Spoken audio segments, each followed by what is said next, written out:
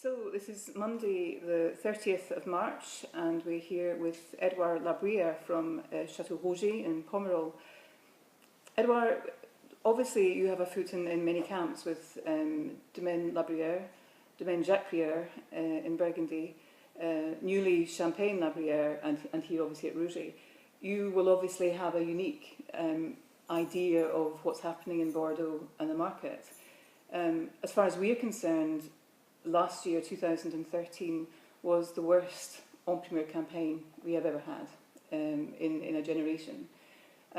What do you think about that, and what do you think perhaps can be done to better that in 2014? Well, thank you, Alison. I'm very glad to welcome you here at Rouget. Just to add quick words about my background, I used to be a courtier, so a wine broker for 5 years before managing all the properties of my family. So I have I do think I have quite a great view about what's going on in Bordeaux. For me, the 2013 had three main drawbacks. The first one named is 2009 and 2010 excesses. Clearly, Bordeaux has overpassed, and as everybody was quite angry against Bordeaux due to the 2009 and 2010. And why so? Maybe because there was like a speculative bubble in 2009 and 2010 due to the quality of the vintages. No question about that. Both vintages were fantastic, but two fantastic vintages, when you add that with a Chinese bubble, where Bordeaux was completely crazy about the new Chinese, which is the new El Dorado for Bordeaux, and forgot the traditional markets like French one first, European one second, and American one third, and with all those Asian guys, I don't want to put everything in China, but China is maybe responsible for 90% of that, that were ready to pay a fortune for wine not because it's wine, because they believe they can make money with wine. We never have to forget that all those people want to know more about wine, but so far, wine is just an investment point for them. And so that's the reason why the price had risen such prices. And when you have a speculative bubble, one day it blows up. And then the third point, no question, even if today I'm not anymore a courtier, I'm just an owner of a property, the quality of the 2013 was not catastrophic, but was not as good as we expected.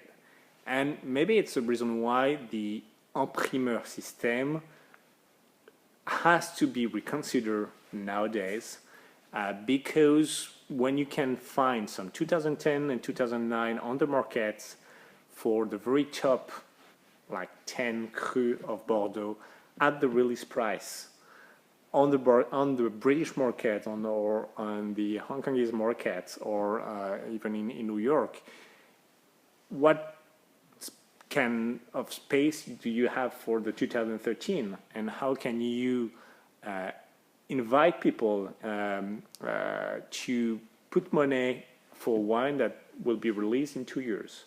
So I'm not 100% Bordelais, but do we have to consider the en primeur only for the very top vintages, or do we have to consider that the en primeur system is just a fantastic tool for the Bordeaux marketplace that we have? When I say we, is we as owners, to reconsider our point of view in terms of pricing. I think it's a good mix of everything. And clearly 2013 has shown to everybody, from the owner to the courtier to the négoce, and more specifically to the importers and the final customer, the limit of the system. And for us, owners, the en primeur campaign is a fantastic tool. It's a cercle vertueux. It's a fantastic. It can give you a lot of goodwill on your brand, but when it's not properly made, it can be a vicious circle, and it can put your brand and even the whole Bordeaux system in a pretty bad situation. So what do you think can be done in 2014 to reverse that vicious circle, which certainly has been created? I think the history of Bordeaux is just a succession of flags. And people in Bordeaux are gifted because each time when Bordeaux has faced some difficult time, some good things, some good fairies came and say, you have the luck to be back on the race. And 2014 is one point of that, is a good example of that. Everybody knows that the 2014 vintage is quite good in quality. Is it up to the 2009 and 2010? Of course not. But it's, of course, better than the 11, 12, 13, and maybe better on some properties than 2008. The prices are now, everybody knows the correct price because due to the internet and due to the difficulties of the 11, 12, and 13, everybody knows the price. So now you have to face two challenges.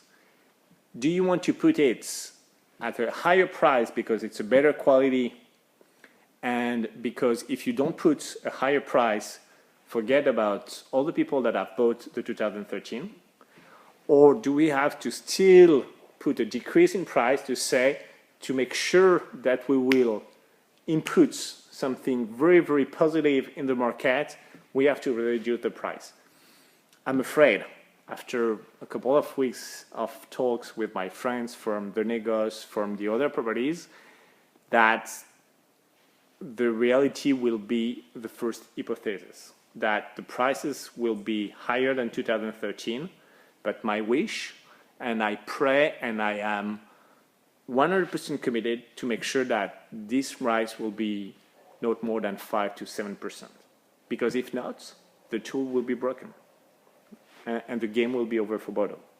I think people, 2009 and 2010, on a short-term vision, let people a good taste. Now it's not the same. But people were ready to accept the 2011, the 2012, and the 2013 at a very, very, very dead, as a very, very dead end. Now 2014, we have to be very, very kind with the market to make sure that people will accept that. How much wine do you think there is in the system? I mean, that hypothesis works if people think it has been sold, but from many owners' points of view, it has been sold, but it hasn't really been sold until it's on someone's table and someone's drinking it. Well, officially, en primeur, in the Bordeaux marketplace, there are about 427 properties officially released en primeur. How many have been sold in 2013? When I say sold, they sold from the property to the negos, to the importers. And then we'll see to the importers, you know how Bordeaux can be very difficult to know and to understand what's going on after that. But I think no more than 2 or 3%.